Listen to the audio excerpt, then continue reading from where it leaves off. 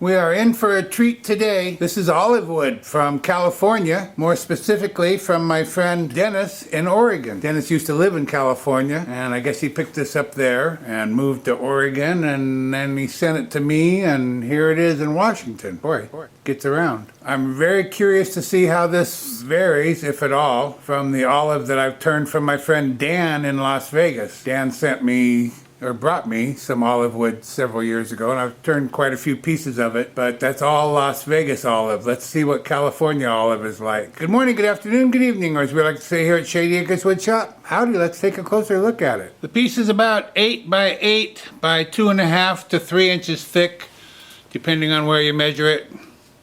It's got nice tight bark. So it looks like Dennis measured it at 10%. He said, or test. So I tested it. I measured it at 13% moisture content. It was cut a year ago, so that's dry enough for me. It only gets to about 10% around here anyway. It's just a nice looking piece altogether, but look in there. Look at all that figure you can see in there. This is going to be just beautiful. Just beautiful. Olive always is. So what I'm going to do, this will be the top. It'll be a natural edge piece. I don't know that I'm going to round it up. What I am going to do is take it to my bandsaw and slice off the wax that Dennis put on there to keep it from cracking. I did find one crack right there and put some CA in it. It's not bad. It doesn't go far.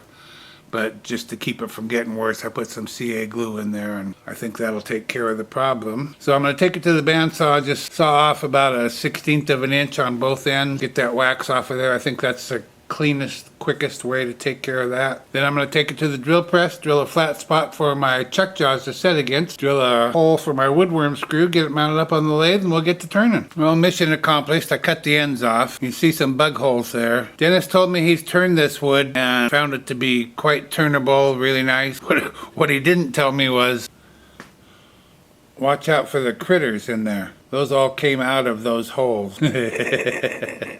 They're grubs. Dennis, didn't tell me about that, buddy. Oh well, won't be the first piece we ever turned with live meat. I have the piece mounted up on my woodworm screw. I probably don't need tailstock support, but you know, better safe than sorry. I'm gonna start working from the top side down to keep the bark on, although it's really tight. I don't think it'll be an issue, but no point in pushing that either. I'm just going to taper this corner somewhat. I am going to leave the two ends flat, but they'll be maybe a little less thick than they are right now. I just want to have it kind of slope up, raise up off the table, and then we'll flatten off the bottom and lay out for a tenon or a recess, something. We're going to be turning at 520 RPM, 5/8 inch bowl gouge, mask and face shield on.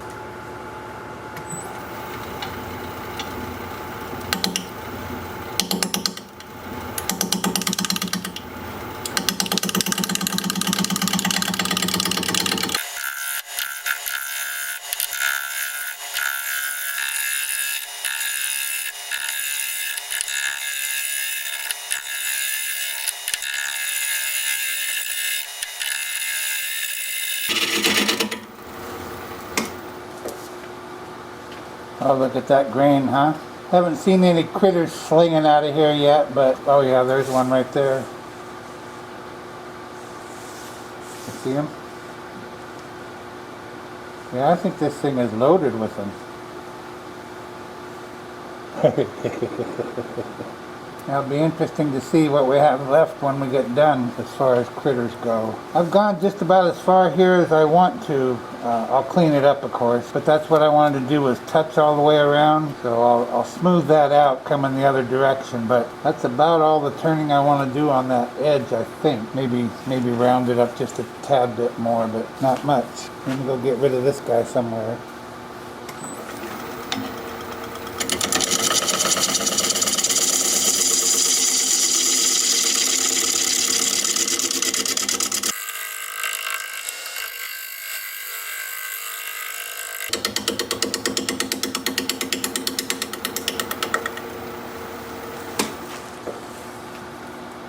Yeah, it looks a little bit better.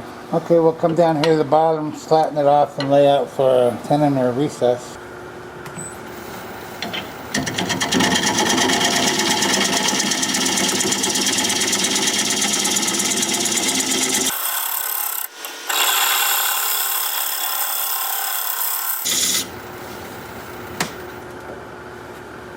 10 in our recess, 10 in our recess. Well, the piece just isn't that big, so I'm gonna go with a recess.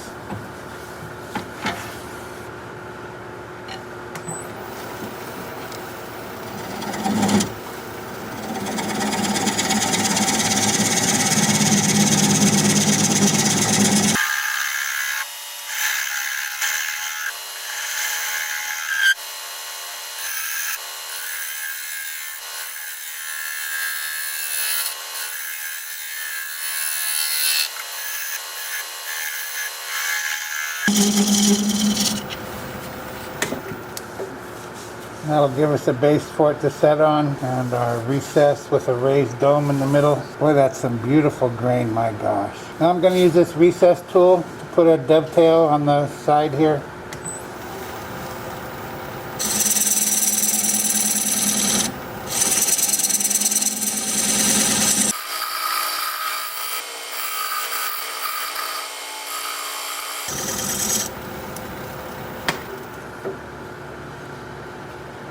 And that looks good.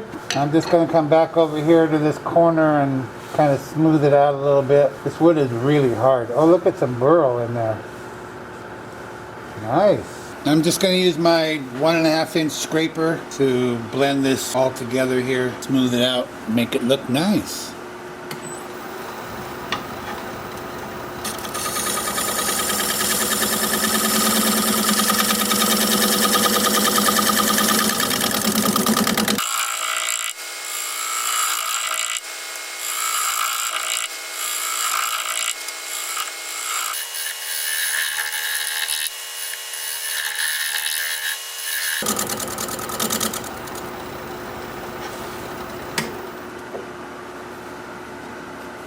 Yeah. Okay, that's better. Boy, that's pretty. Okay, time for sanding. I spent quite a little bit of time cleaning out bug holes, as many as I can find. I think I got them all. Got one more live critter out of one of them too. I'm gonna start sanding with my Sandoflex. This is 120 grit because this bark it's thin, but it's quite coarse. It's kind of sharp. So I'm gonna start at 120, and then I'll do 180 grit, and then I'll stop there. It'll be nice and smooth after that. When I'm done with that, I'll switch to my 2-inch disc, starting at 80 grit and working up through 400 with the piece spinning. I'll do the bark without the piece spinning, and I'll show you what both of those look like as soon as I get my mask on.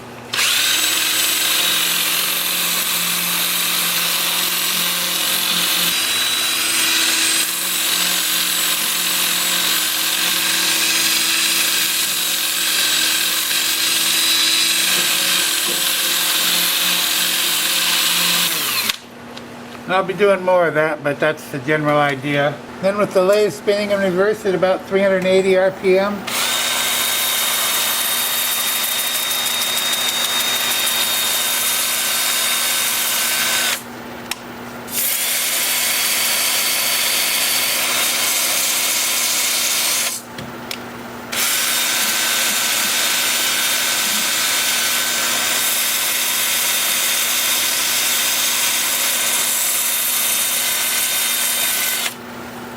And that's what that looks like. I'll bring it back here in a bit and we'll put some sanding sealer on there, I think. See you in a bit. This is going to be pretty spectacular.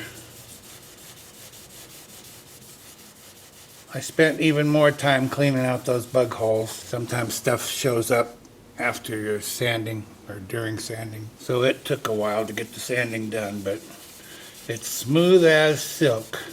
Just the way it should be.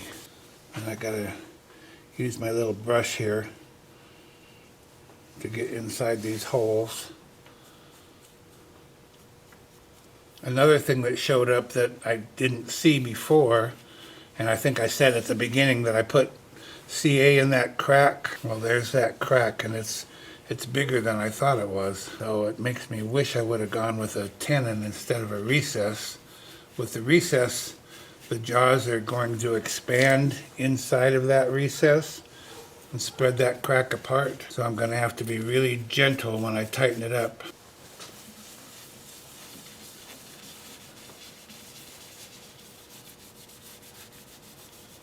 This is just exactly the shape I was going for. And you might think I know what I'm doing. You might. It can be hard to attain a particular shape that you might have in your head. At least it is for me. So I'm always pleasantly surprised when it works out. Oh yeah, this is sanding sealer. Shellac based sanding sealer, and then I'll apply 2 coats of this and then 2 coats of shellac over it. Okay, that's generally what it's going to look like. I'm also going to apply it to the bark, but you can't see that right now. I'm going to apply it a couple inches up. Okay, so I'll be working on this and I'll bring you back in a little while and we will start working on the inside. Looking forward to that. See you in a bit. Got a beautiful finish on the outside. I'm really happy with it. So smooth and nice. I've got the piece turned around with the chuck jaws expanded into the recess. We're going to be turning at 580 RPM. Little shorty 5/8 inch bowl gouge, mask, and face shield on.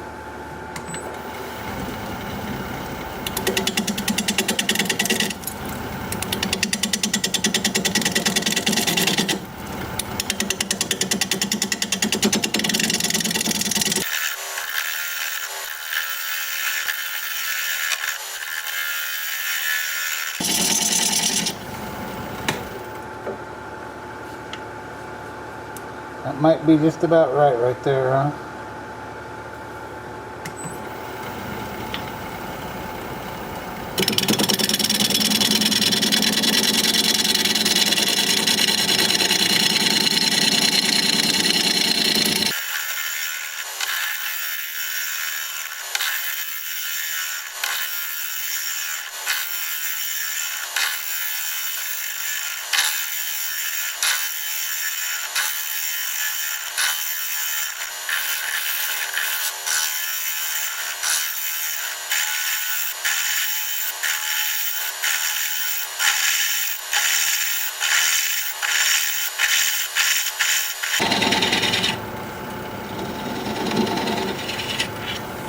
Well, I think we're going to see something pretty remarkable when I turn this off. Oh yeah, see? Isn't that beautiful? I'm going to check myself here. Oh, we got a ways to go. We got about 1 inch total right now, which is good because that means we'll be cutting down into more of this.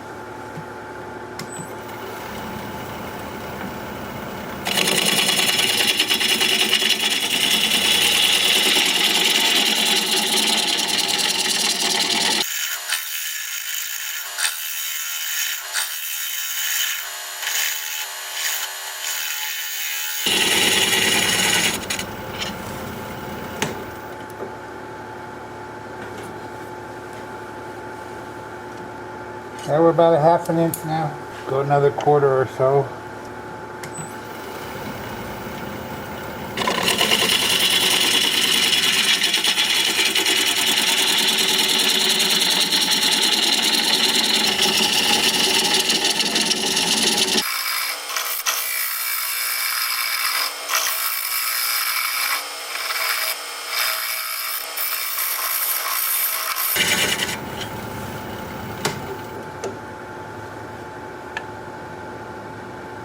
I'm looking for that crack. Oh yeah, and there it is too. Right through there. So I'm glad. I think we're about done.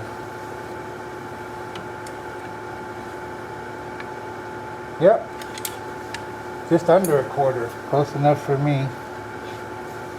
Okay, I'm going to put a fresh burr on my scraper and we'll scrape.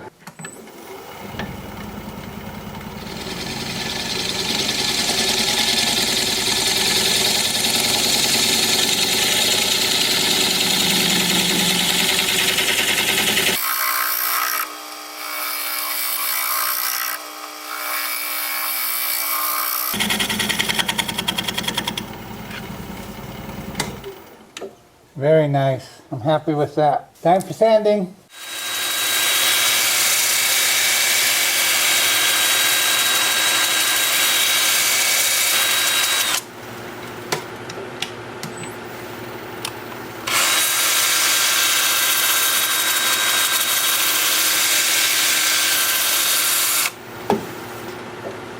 I spent quite a little bit of time cleaning out bug tracks here, bug residue, It's solid wood under there, so they don't go very deep at all. And the same with the ones I did on the bottom, so I'm confident there's no bugs remaining. There may have been some that we cut out of there. I didn't see any, but it's all solid wood, so I feel good about that. I'm sanding at 80 grit. I'll work up through 400. I'll bring it back here in a little bit and we'll put some sanding sealer on there. See you in a bit. Let's see what this turns into. More beauteousness.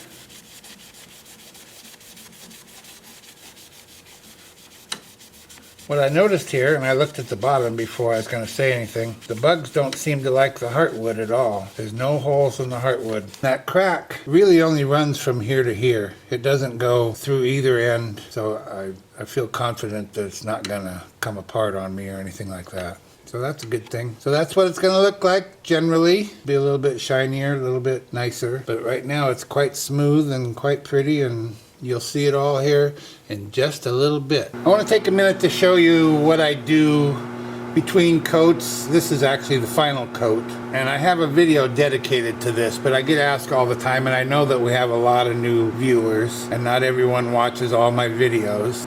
It's a short video, I don't know, 2-3 minutes long. I'll link to it up here in your upper right hand corner, showing what I do between coats and after the final coat. And like I said, this is the final coat. But a lot of people they want to know how do I smooth this? Do I sand it? Do I use steel wool or whatever? A lot of folks use steel wool. I can't stand it. I just hate that steel wool dust just floating in the air forever.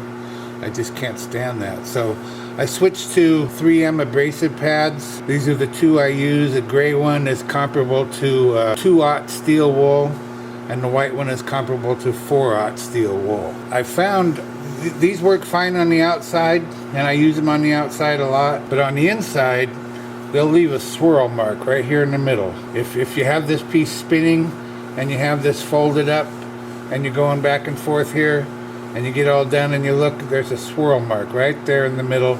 Then you have to stop, come in here and go this way to try and get rid of it, and it can be a real bear to get rid of it. So what I came up with is I just cut circles out of that stuff, and it sticks right to the Velcro pad, and I use that, and that does not leave swirls, and it's a lot easier, and it's a lot faster, and it's a lot better.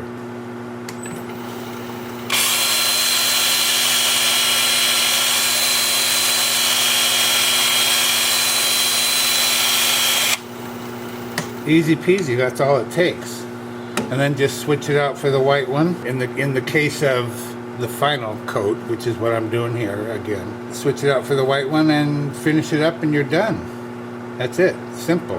No dust flying all over the place. It does a really great job. So let me finish up with the white one. I'll bring you back here in a little bit and we'll take a look at this thing sitting upright. And maybe on its end. I'm not sure about that. See you in a bit. Be sure you stick around to the end of the video so you can see the before and after shots of this piece. If you'd share the video, I'd really appreciate that. Thank you so much. Well, here it is. One olive natural edge bowl in the books, and it's a beauty. Absolutely beautiful. It's flawless. There's no tool marks, no torn grain. It's got a great finish on it. Just the right amount of shine, not overpowering. It will stand on either end. I'll show you that. It's just beautiful. And what I like about, I almost didn't sign it because I feel like the signature kind of spoils it, but when it's standing on end, that looks as good as this looks. For me, you can appreciate either side. Switch it around. Whenever you're not using it as a bowl, use it as art. Nice tight bark, beautiful bark. Really sets off the rest of the piece. As far as the bug holes, I don't know, I guess that bothers some folks. Here's the deal, like I said, none of them go anywhere. They're not deep. There's solid wood under all of those bug holes. Same on this side. And there's no holes in the bark, so there's no bugs remaining anywhere. They're gone. So it's just nature has been doing its job, and here's the result, and I love it. I just love it. I hope you do too. This was a lot of fun to do. Olive was always great to work with, and it was a joy for me. Thank you, Dennis, for sending this along for all to enjoy. If you like this video, thumbs up please, I'd sure appreciate it. If you're a subscriber, thank you very kindly, I truly appreciate that. If you're not a subscriber, you might consider becoming one. I put out regular videos about one a week and I'd like to keep in touch. An easy way to subscribe is just click my picture you see there near the end of the video. Your comments are always welcome and I love reading them. So for now, this is Phil, Shady Acres Woodshop, signing off.